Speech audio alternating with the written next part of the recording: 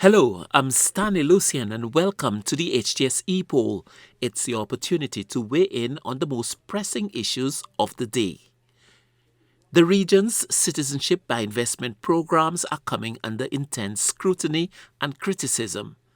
The OECS nations that have CIPs earlier this year signed the Memorandum of Agreement to harmonize their various programs, setting a minimum cost and other conditions for CIP passports. However, one former CIP agent in St. Kitts and Nevis is taking legal action against the St. Kitts and Nevis government and St. Lucia for what he says is the underselling of passports. St. Lucia's CIP minister says there's no truth to the allegations. So we ask, do you think the allegations against St. Lucia's CIP program will hurt its reputation? We took to the streets to get your opinion, and here's what you had to say.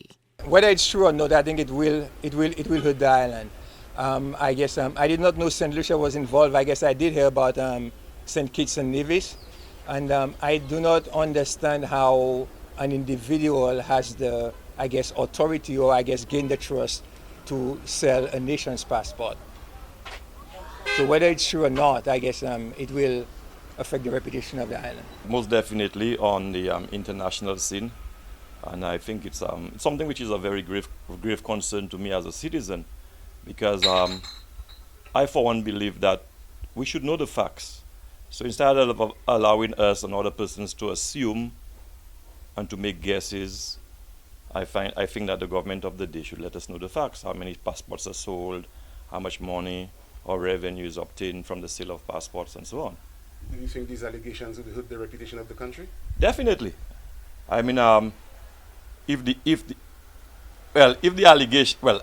will always hurt the reputation of the country, and worse yet is if the allegations then turn out to be true. It's even worse.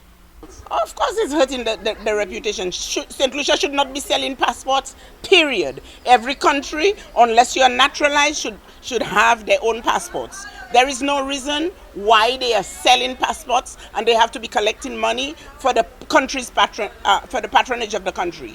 Okay? So I don't know what they're doing with that money, but I don't see anywhere that money can be used. Do not sell passports to people who are not naturalized St. Lucians. End of story. I mean, the passport initiative basically may be ranked number 2 or number 3 in terms of income generating for the country. So we must be ethical. We must be able to give information to the people, because it is a property of state that is at stake. I believe that we have to be accountable.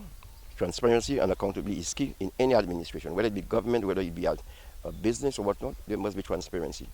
And do you think that this is going to hurt the reputation of St. Lucia? Well, basically, I mean, look at the ramification of that. One, in terms of the banking sector, already if your foreign relationship with countries and whatnot, your inability to generate revenue and be able to do banking, because our money is tied to the U.S. And that whatever it may have to be, if the U.S. puts a ban on us, how do we generate revenue in regards to doing business?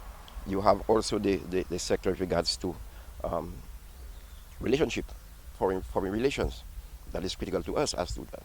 So I'm saying that come clean, tell the people as to what is transpiring, because there is a message out there and there's a messenger. Let us not focus on the messenger, but the message and the implication of what he's saying, so that we can investigate the matter to have a more in-depth view of what is happening and to be very transparent with regards to the information.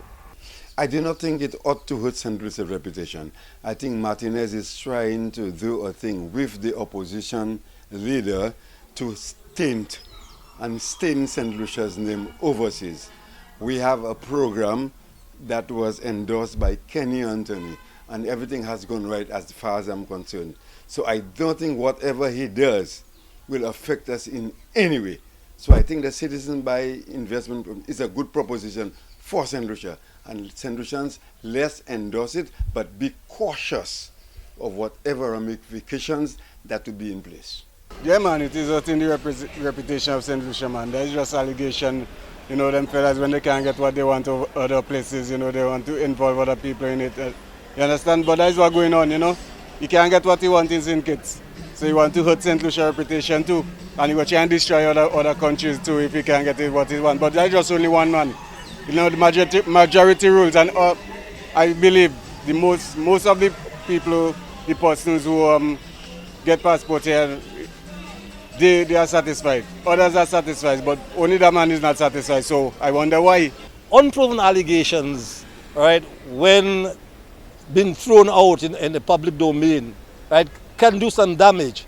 But if things have been proven and find out that these things are not true, right, for the educated person, it will not really harm or do any damage to St. Lucia. But, like I have said, you know, the majority of people are gullible. So when these kind of allegations hit the road, right, I mean, people will take it into consideration and it will be, in a way, damning.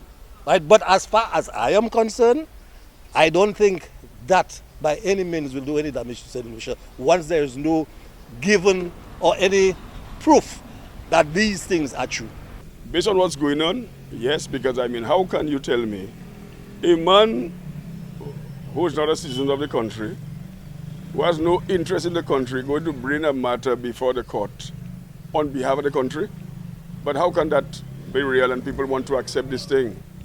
So we now in a situation in this country, we prefer to accept lies and truths.